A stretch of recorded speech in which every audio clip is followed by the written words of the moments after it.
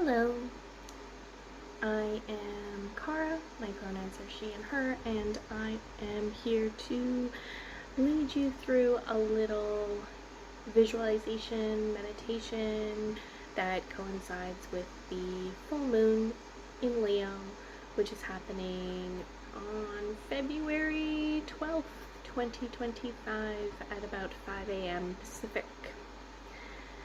And I'm recording this about 12 hours before. It's about 4 o'clock, February 11th, Pacific. And we can already feel the energy brewing, coming to a head, getting more intense.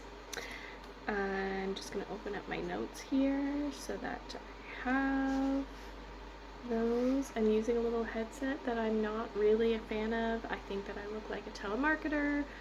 I don't like it, but I'm trying it. I'm trying it out. So I'm just gonna invite you wherever you're at to ground yourself in whatever way that feels most accessible to you right now and most pleasurable and most restful, and that supports you being here with me. I am on a bouncy ball because I like that. And I've got a couple of candles going, and I'm sitting next to my altar, and all of that makes me feel pretty good. So I invite you to do the same. If you need to pause here and do that, please do. So the energy that is happening right now, and I'll just talk about the astrology straight up. Whenever we have a full moon, that means that we have an opposition between the sun and the moon. So the sun is in Aquarius, which we know because we are in the dead of winter. If we are in the so-called northern hemisphere, we are above the equator. It is very cold. And then we have the moon in Leo, which is opposed to Aquarius. Some other major parts of this full moon are that Mercury and the sun just conjoined each other in the sign of Aquarius. It just happened, I think it was yesterday or the day before. And this is kind of concluding a cycle because Mercury was retrograde in December. This is the conjunction that is happening direct. Anyways, in the Mercury cycle, this is sort of a moment of culmination. If we can think back to December, then we can think about what we were actually moving through or going through in terms of our ideas, how clear we were about where we're going, how clear we were about how we're communicating our ideas, the projects that we were working on or not working on, and just kind of thinking about where we've come from December to now. Mercury and the sun conjunct is often a point of inspiration or having sort of a burst of something mental, because the Mercury is the sign of our thinking processes, our mental processes, and our nervous system, and the sun illuminates. Aquarius, the sign that Mercury and the sun are in, is also a very, it's an air sign. It's very concerned with the intellect and with ideas, in short. So that's really affecting this full moon. This kind of Mercury is a very fast energy. There's a lot of lots of different ideas probably swirling around. Definitely a bit of that nervous system energy where there's a bit of electricity, can feel a little bit anxious because there's so many things being activated. Mercury is a shapeshifter. it can go from one thing to the next very quickly. And then we add on another layer that this whole full moon event is also square to the planet Uranus, which is currently in the sign of Taurus, which is it's been in for about 7 years and is going to be moving into Gemini later this year. In a square, we have a challenging aspect. It's, again, there's a level of intensity, there's a level of pushing up against one another, so that increases the actual, like, I think, feelings of, I just hit my lamp,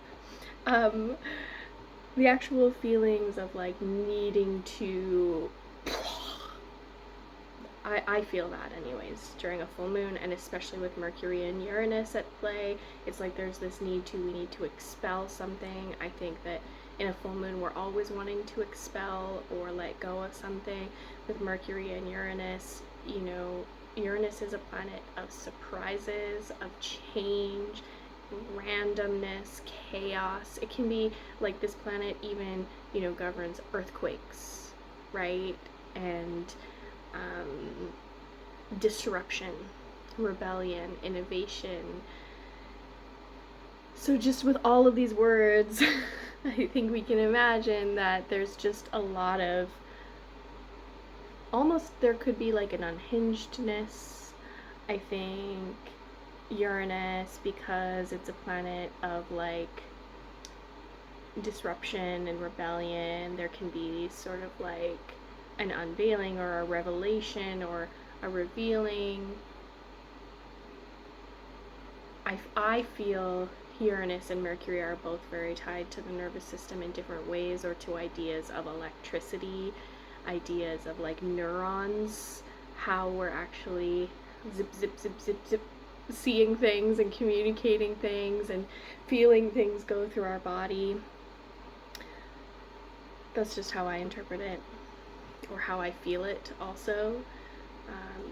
Uranus is also the ruler of Aquarius, which is where the sun is and where Mercury is right now. So I think, you know, on top of Pluto entering Aquarius and this just becoming a very Aquarian time of year, this is just what we're dealing with, right? Is this kind of Aquarius energy can be a little bit detached, a little bit dry, a little bit like it's very theoretical. I think it's all very heady. It feels all very heady right now. But for me, a full moon in Leo, just as is always going to be about something around what are we letting go of when it comes to our identity, when it comes to how we see ourselves, when it comes to how we allow ourselves to be seen, because Leo has this enduring sort of heart-centered energy. It's really about, I feel it's really about like the embodiment of the individual, standing in our truth, standing in who we are. So there's always going to be something around that, I feel. So just that's my little introduction to the visualization. So I've been doing these visualizations. This is my third one. The first one was the full moon in Cancer last month. The second one was the new moon in Aquarius 2 weeks ago, and this is the third one, full moon in Leo. And another layer that I'll put onto this is that I planned these to be sort of around the beginning of the Lunar New Year, the year of the snake. So the full moon in Cancer was the last lunar event of the last Lunar New Year. The new moon in Aquarius started out the Lunar New Year, and then this full moon in Leo technically is like when this is usually when celebrations will come to an end for Lunar New Year. So we've like, this is the official beginning. We are now in the beginning of the Lunar New Year, of the year of the snake. And So we're just going to get into this visualization. I invite you first and foremost to, if you wish, close your eyes. Or at least bring a soft focus to your eyes. To look down, to bring your focus inward. And I invite you to find a restful place for your body if you haven't already.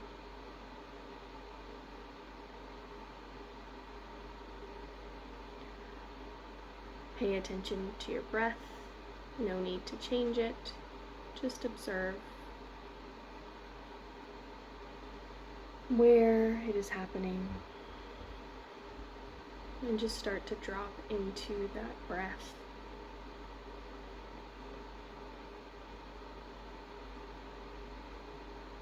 And I'm going to ask you to visualize, to see or imagine in your mind a candle flame. This candle is a yellow candle. And this yellow candle is in a gold candle holder. Yellow candle in the gold candle holder, both shining brightly, sitting on a red cloth.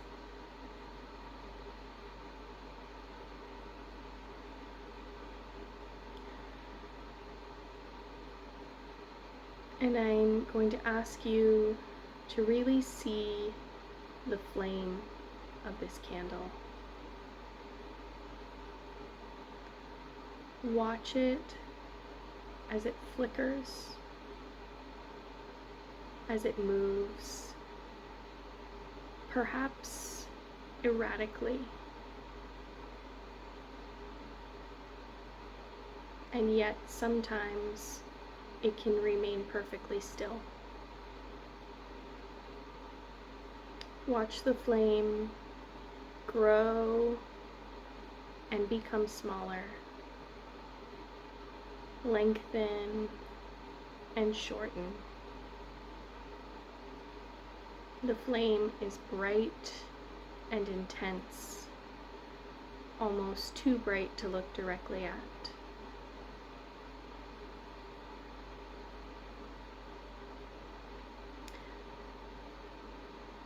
I want you to see the inside of the flame, the blue-gray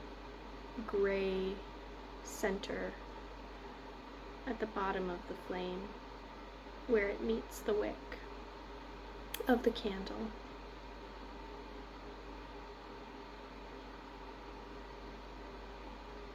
I invite you to see the smoke, whether there's only a little bit or a lot, black or gray or white.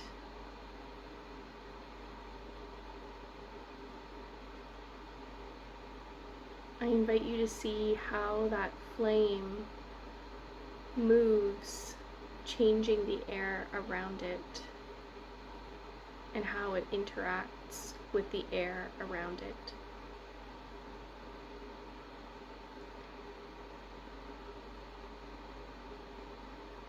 And lastly, I'm going to ask you to see if you can imagine the smell of that lit flame,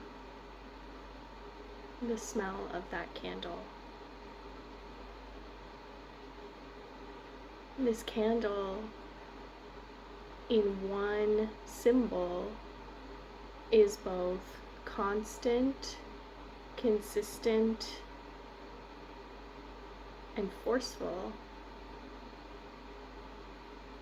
And on the other hand, it's fickle and changeable and surprising.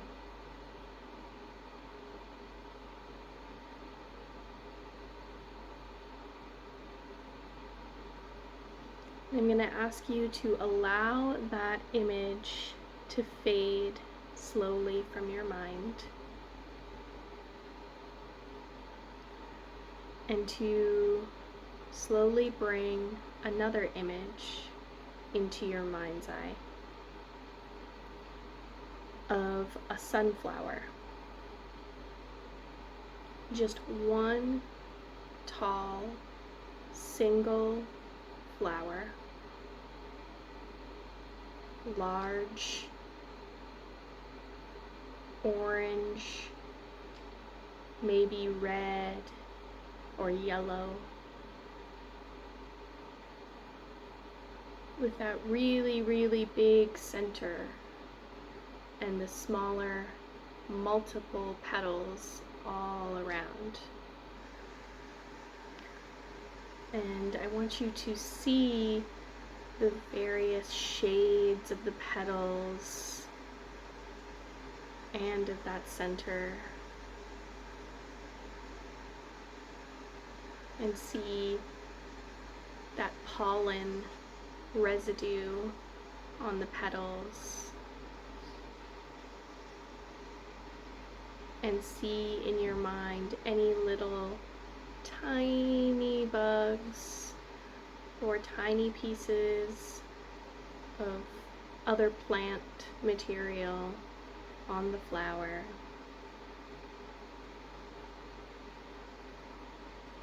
And in your mind, I'd like you to see the stem, the green tall stem with the fuzz all over the surface.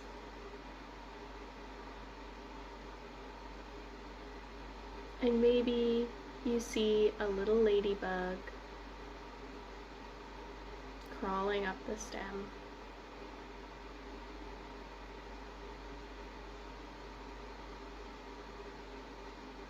And similar to the candle, I want you to see this flower as it moves, probably not that much, but how it stands singular and alone in one place, and yet it is also affected by the air around it,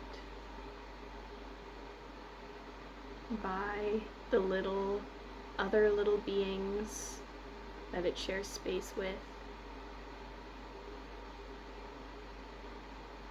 and how it reaches for the sun.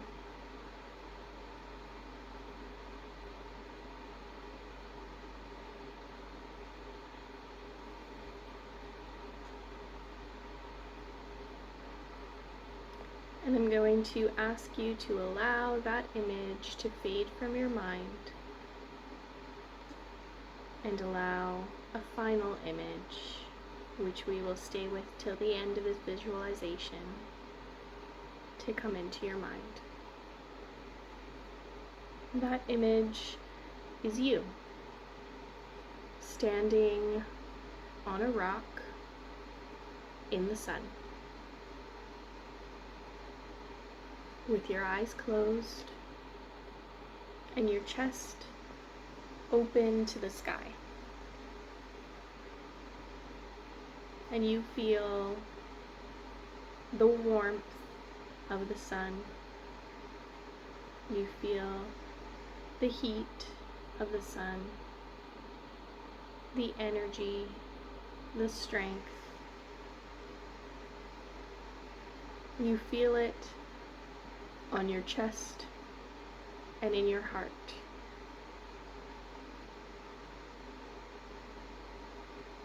And you can feel that there are also, similarly to the candle and similarly to the sunflower, there are things happening around you. There are little buzzing dragonflies and small butterflies who are sharing the space with you, who are zooming around, and yet you are able to stay centered, to stay committed to this moment. And as you stand here on this rock, you can feel the sun filling you with passion, with creativity, with any courage that you might need to face any surprises, to face any chaos. And in this moment, as you stand here with the sun, you feel completely seen and accepted and loved. The sun soothes your nervous system, your sense of anxiety. You can feel yourself dropping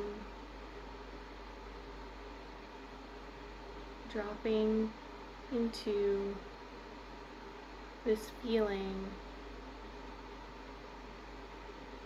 of centeredness.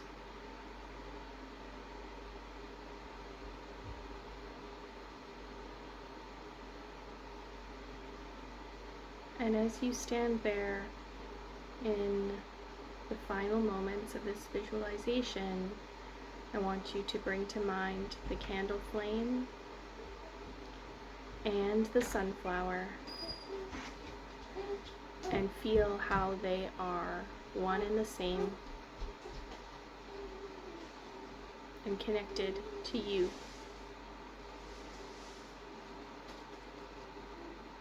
You can return to this moment, to the sunflower, to the candle, to you standing on the rock at any point, at any time, whenever you need.